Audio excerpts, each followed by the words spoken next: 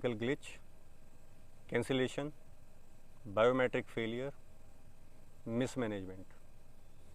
और ये मैं किसी लोकल लेवल के एग्ज़ाम की बात नहीं कर रहा हूँ, ये मैं बात कर रहा हूँ एसएससी ग्रेजुएट लेवल के एग्ज़ाम की। एक इतना बड़ा एग्ज़ाम कि ग्रेजुएशन होने के बाद बच्चा उसकी तैयारी के लिए लग जाता है 6-6, 7-7 घंटे, कई कई साल के लिए अपना शहर छोड़ के वो दिल्ली आते हैं, अपने नियरेस्ट मेट्रो सिटीज़ में जाते हैं तैयारी करने के लिए। और उसके 4 साल 5 साल के बाद जब वो एग्ज़ाम देने आते हैं तब क्या होता है?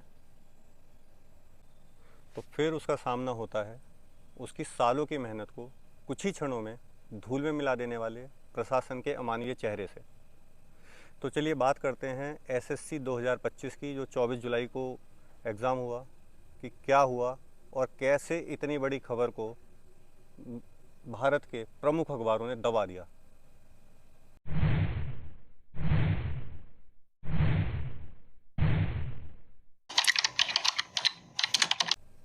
तो यहाँ मैं बात करूँगा महाभारत की, जो हमारे देश की एक बहुत महान गाथा है, जिसमें आपने देखा होगा कि एकलव्य ने अपने गुरु के कहने पर अपना अंगूठा काटकर उन्हें दे दिया था। और अभी आपने एसएससी 2025 में देखा होगा उन्हीं गुरुओं की प्रशासन ने पिटाई की, उनके हाथ तोड़े गए, उन्हें बस में बिठाकर 6-7 घंटे खाली पेट घुमाया गया। काफी चोटियां यहाँ देख सकते हैं, यहाँ पे पूरा गला छिला हुआ है मेरा। यहाँ छात्र से कोई मतलब नहीं भी मेरे हमारे टीचर्स को 2 घंटे से भूखे प्यासे बस में पता नहीं कहाँ भर के ले जा रहे। क्या इसी भारत का सपना हमारे स्वतंत्रता सेनानियों ने देखा होगा? और वो गुरु क्या कर रहे थे, किस चीज़ का प्रोटेस्ट कर रहे थे? वो गुरु प्रोटेस्ट कर रहे थे अपने छात्रों के लिए, ईमानदारी से परीक्षा को कराने के लिए, पारदर्शिता के लिए। वो कोई अनैतिक मांग नहीं कर रहे थे वहाँ पे कि पुलिस को उन्हें मारना पीटना पड़ता या उन्हें खदेड़ना पड़ता। और वो सिर्फ मिलना चाहते थे मंत्री से अपनी एप्लीकेशन देने के लिए, अपना प्रार्थना पत्र देने के लिए। उन्हें मिलने नहीं दिया गया, उन्हें वहाँ से पुलिस ने खदेड़कर बस में भर दिया। तो पहली बार मुझे ऐसा लगा कि मैं एक आज़ाद भारत में नहीं हूँ, मैं ब्रिटिश कालीन भारत में जी रहा हूँ। क्या ऐसे ही भारत विश्वगुरु बनेगा अपने गुरुओं का तिरस्कार करके? और मैं आपसे ये पूछना चाहता हूँ कि क्या ये राइट टू प्रोटेस्ट का वायलेशन नहीं है? क्या ये आर्टिकल 19 का वायलेशन नहीं है? क्या ये राइट टू फ्रीडम का वायलेशन नहीं है? तो क्या ये freedom of speech and expression का वायलेशन नहीं है? क्या ये क्लियर कट हमारे फंडामेंटल राइट्स का वायलेशन नहीं है? क्या लगता है आपको? और ये इतना गंभीर मुद्दा है जिस पे भारत के युवाओं का भविष्य टिका हुआ है, जहाँ शिक्षकों का इतना तिरस्कार हो रहा है। उस दिन सांसद का मुद्दा क्या होना चाहिए था? क्या आपको पता है उस दिन सांसद का मुद्दा क्या था? इंडियन पार्लियामेंट में उस दिन समोसे के साइज़ पे बात चल रही थी कि चांदनी चौक के समोसे का साइज़ क्या है, लखनऊ के समोसे का साइज़ क्या है। कहीं छोटा समोसा मिलता है, कहीं बड़ा मिलता है। आप सोच सकते हैं। कमाल ये है कि विपक्ष ने उसका कोई विरोध नहीं किया। और जब ये सब हो रहा था तो इन सब की जो इंटीग्रिटी उसे कौन बनाता है? 4th pillar of democracy which is media, उसकी बात कर लेते हैं। देखिए, ये इतने अखबार मैंने अलग अलग जगह से इकट्ठे किए पिछले 3 दिन के। कहीं पे भी किसी भी न्यूज़पेपर की इतना बड़ा मुद्दा हेडलाइंस बनने के लायक नहीं।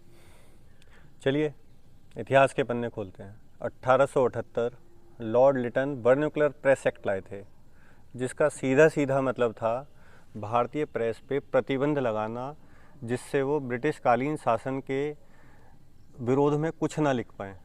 मुझे ऐसा लगता है एक बिना कहा वर्नाक्युलर प्रेस एक्ट भारत में लगा हुआ है।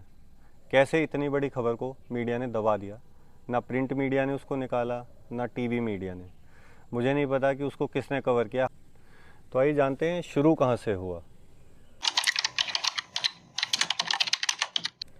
हाल ही में 24 जुलाई से शुरू हुए एसएससी एग्ज़ाम्स में सबसे पहले इंदौर में ड्यूरिंग एग्ज़ाम 10 से 15 जो कंप्यूटर सिस्टम थे उन्होंने काम करना बंद कर दिया।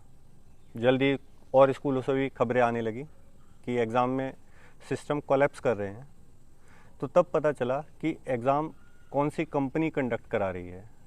तो कंपनी करा रही है एडुक्विटी, जो एक बेंगलुरु बेस्ड फर्म है और जो 2023 में डायरेक्टर जनरल ऑफ ट्रेनिंग ने जिसको ब्लैकलिस्ट किया था क्योंकि इन्होंने टेट और पटवारी जैसे एग्ज़ाम्स में काफ़ी धांधली की थी और उस धांधली की वजह से वो एग्ज़ाम्स आज तक स्टेक पे हैं। उसके बाद भी एक लो कॉस्ट टेंडर प्रक्रिया के द्वारा इन्होंने टेंडर एडुक्यूटी को दिया। इन्होंने 220 रुपीज़ का टेंडर डाला पर स्टूडेंट, वेयर एस TCS का, जो कि जानी मानी कंपनी है, टेंडर 350 रुपीज़ का था। तो आपने 120 रुपये 130 रुपये के लिए छात्रों के भविष्य के साथ खेलना ज़रूरी समझा? तो SSC एग्ज़ाम जो है ये एक कंप्यूटर बेस्ड एग्ज़ाम है, जिसका अर्थ यह निकलता है कि कंप्यूटर बहुत अच्छी क्वालिटी के होने चाहिए, इंटरनेट बहुत सुपरफास्ट होना चाहिए, और वो जो कंप्यूटर लैब्स हैं उनको SSC प्रमाणित करता है कि ये ठीक हैं एग्ज़ाम कंडक्ट कराने के लिए। तो आपने ऐसे कैसे इन टेस्टिंग लैब्स को परमिशन दे दी जहाँ पे इंटरनेट कनेक्टिविटी का इशू था, टेक्निकल ग्लिच था, सिस्टम बहुत बेकार क्वालिटी के लगे हुए थे, और जब परेशानी से जूझते छात्र आपके पास आए तो उन्हें क्या मिला? बाउंसरों से पिटाई। तो इसका जवाब कौन देगा? और अब बात कर लेते हैं सेंटर्स की। तो ऑब्वियस सी बात है कि अगर आप लखनऊ में रहते हैं तो आप कोशिश करेंगे लखनऊ के आसपास आपको सेंटर मिले। बिहार के एक SSC के बच्चे का कहना है कि उसको सेंटर मिला अंडमान एंड निकोबार। क्या आप सोच सकते हैं? पहले वो चेन्नई ट्रेन से पहुंचेगा, फिर 2.5 दिन जहाज़ में बैठ के वो अंडमान निकोबार एग्ज़ाम देने जाएगा, और वहाँ जाकर पता चलेगा एग्ज़ामिनेशन सेंटर चेंज हो गया है। तो सेंटर चुनने का मुद्दा जो है वो एक बहुत अहम मुद्दा बन जाता है। आपने इस तरह से सेंटर्स कैसे बच्चों को अलॉट कर दिए कि बिहार का बच्चा दिल्ली, अंडमान निकोबार, तमिलनाडु का बच्चा दिल्ली आकर एग्ज़ाम दे। आप कल्पना कीजिए आपके घर में एक फंक्शन है और थोड़ी सी बारिश पड़ जाए, आपका पूरा सिस्टम सेटअप चेंज हो जाता है, और यहाँ बच्चों का पूरा सेंटर चेंज हो रहा है, वो भी कब? जब एग्ज़ाम में 10 मिनट रह गए हैं। क्या ये व्यवस्था आपके हिसाब से ठीक है, संतोषजनक है परीक्षा देने के लिए? तो भाइयों, लास्ट में मैं यही कहना चाहूँगा कि व्यवस्था बदस्तूर जारी है, और हम ये देखेंगे कि आने वाले दिनों में क्या इन समस्याओं का हल निकलेगा या चर्चाएं सिर्फ समोसों तक सीमित रह जाएंगी। तो बात सिर्फ समोसों तक रह जाएगी या व्यवस्था सुधारने की कोई बात होगी? और क्या जिन टीचरों के सम्मान को ठेस पहुंची है, क्या ये देश उनका सम्मान वापस कर पाएगा? सवाल अभी बाकी है, जुड़े रहिए। आपकी इस बारे में क्या राय है, हमें कमेंट सेक्शन में ज़रूर बताएं, और चैनल को फॉलो कर लें, हम अपडेट्स आपको देते रहेंगे। जय हिंद, जय भारत।